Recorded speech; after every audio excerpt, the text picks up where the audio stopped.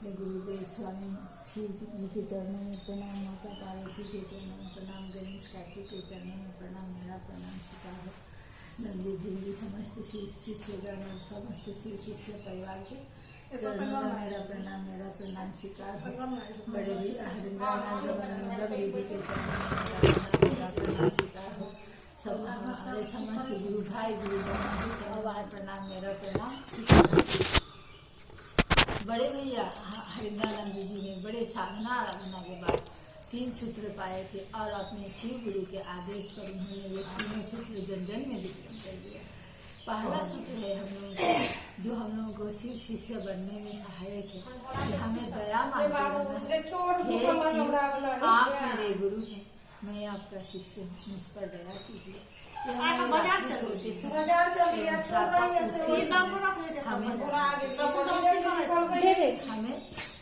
दया मांगते रहना है, अपने गुरु को याद कर रहना है।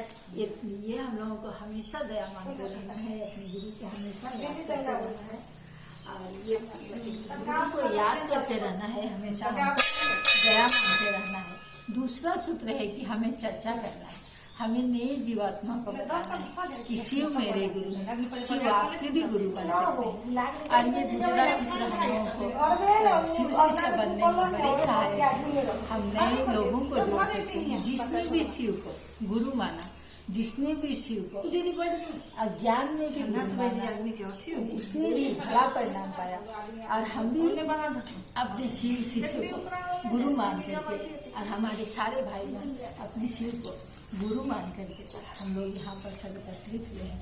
हम शिव की चर्चा कर रहे हैं। इस तरह से हम लोग को शिव की चर्चा करना है, अपने नए भाई बहनों को बतलाना है, नए जीवात्मा को बतलाना है।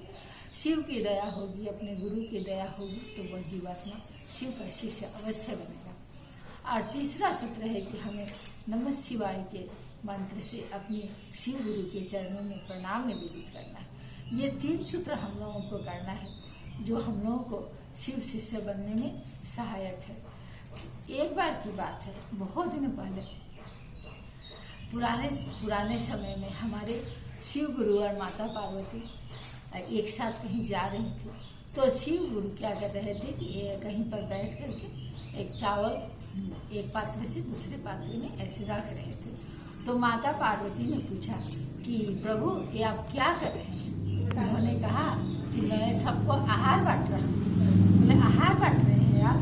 हाँ, मैं यहाँ पर जिसको आहार देता हूँ उसी को आहार प्राप्त होगा, और जिसको आहार नहीं मैं बांटूंगा उसको आहार प्राप्त नहीं है। तो प्रभु ये आजमा करके देखना है। शिव ने कहा कि ठीक है, आप आजमाइए। उसी समय एक आदमी जा रहा था, वो अपने ससुराल जा रहा था। तो ससुराल जा रहा था तो उसका निश्चित ही आदर स्वागत होगा, बढ़िया भोजन मिलेगा, सब कुछ उसको प्राप्त होगा। तो माता पार्वती ने कहा कि प्रभु ये जो व्यक्ति है इसका आज आहार है कि नहीं? तो प्रभु ने देख करके हमारे शिव गुरु ने बताया कि नहीं, आज इसके भाग्य में आहार नहीं है, आहार इसको आज नहीं मिलेगा। तो माता को ये बात का विश्वास नहीं हुआ। उसकी जांचने के लिए उन्होंने वहीं पर देखना शुरू किया कि कैसे क्या हो रहा है। वो गया अपने ससुराल जा कर के, ससुराल वाले उसका बहुत आदर स्वागत किए, बहुत सुंदर से सब चीज़ का व्यवस्था किए। सब ने उसको बढ़िया से पैरों धुलवाया, अच्छा से बैठाया। उसके बाद उसके लिए बढ़िया भोजन पकवान तैयार हुआ। भोजन पकवान तैयार होकर उसको परस करके दिया गया कि उसको भोजन करवाना है, मेहमान को भोजन करवाना है। तो भोजन पर बैठने से पहले उसे अचानक लघु शंका लगी। वो थोड़ा देर के लिए बोला कि मुझे बाहर जाना है, और वो रास्ते पर चला आया। रास्ते पर आने के बाद वह बाहर आकर के बिना किसी से पूछे रास्ते के किनारे लघु शंका करने लगा। इतने में कुछ लोग आए और उसको पकड़ करके ले गए और ले जा करके उसको थाना में ला गया। क्योंकि वो जगह जो था सो वहाँ पर लघु शंका नहीं करना था, और वहाँ पर जो भी ये काम करेगा उसको पुलिस पकड़ के ले जाएगा। इस तरह से वहाँ पर व्यवस्था थी। और ये जो अनजाने में गया, इसको तो मालूम नहीं था और इसीलिए उसको पुलिस पकड़ करके थाने में ले गई। अब इधर घर के लोगों को भी मालूम नहीं था, वो तो चुपचाप बाहर निकल गया था। तो कुछ देर के बाद जब वो आया नहीं तो उसके घर के लोग सब खोजने लगे, उसे खोजने लगे कि मेहमान कहाँ चले गए, मेहमान कहाँ चले गए। और किसी को मालूम नहीं हुआ, सब इधर उधर खोज रहे हैं, देख रहे हैं, लेकिन वो मिला नहीं।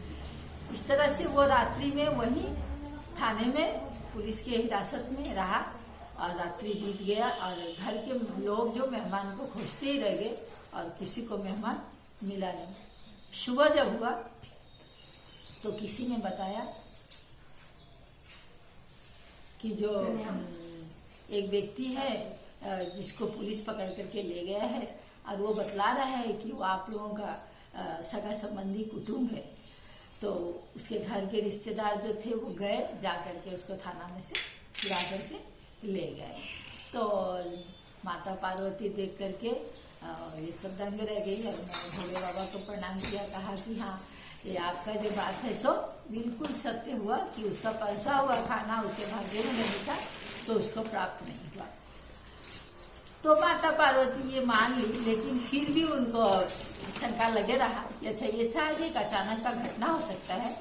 तो उन्होंने क्या किया कि एक फतिंगा था, फतिंगा को एक डब्बे में बंद कर दिया। अगले दिन का बात है, फतिंगा को अपने डब्बे में बंद करके चुपचाप रख दी और भोले दानी से बोली कि प्रभु आप आज क्या सबको आहार बांट दिए? तो प्रभु ने कहा हाँ सबको आहार बांट दिया। तो कोई छूटा तो नहीं है ना? तो उन्होंने देखा अपने ध्यान से देख करके बोला नहीं कोई छूटा नहीं है, सभी जीवा जंतु जिसको सबको मैंने आज आहार बांट दिया है, सभी को मिलेगा आहार। ठीक है। उसके बाद माता पार्वती ने प्रभु एक फतिंगा है उसको क्या मिला है आहार? हाँ उसको भी मिल गया है।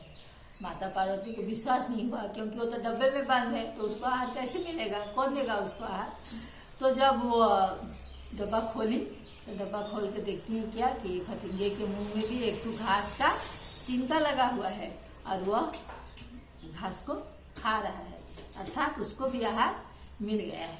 माता पार्वती गदगद हो गई और वो अपने शिव गुरु को, अपने शिव को प्रणाम की और उन्होंने कहा प्रभु आप बिल्कुल सत्य कह रहे हैं, और उन्हें पूरे विश्वास हो गया। तो हमारे फूले रानी है कि माता अन्नपूर्णा, माता पार्वती अन्नपूर्णा का ही रूप है। वो अन्न प्रदान करती है, अन्नपूर्णा ही अन्न देती हैं। और हमारे भोले दानी माता अन्नपूर्णा से ले करके अनाज और जन जन को बांटते हैं। माता देती हैं और हमारे भोले दानी उनसे लेते हैं, और ले करके वो क्या करते हैं कि सबको आहार बांटते हैं। जितने भी जीव जंतु प्राणी मनुष्य सबको ही आहार बांटते हैं। इस तरह से हमारे भोले दानी हमारे जीवन दायक हैं, जीवन रक्षक हैं।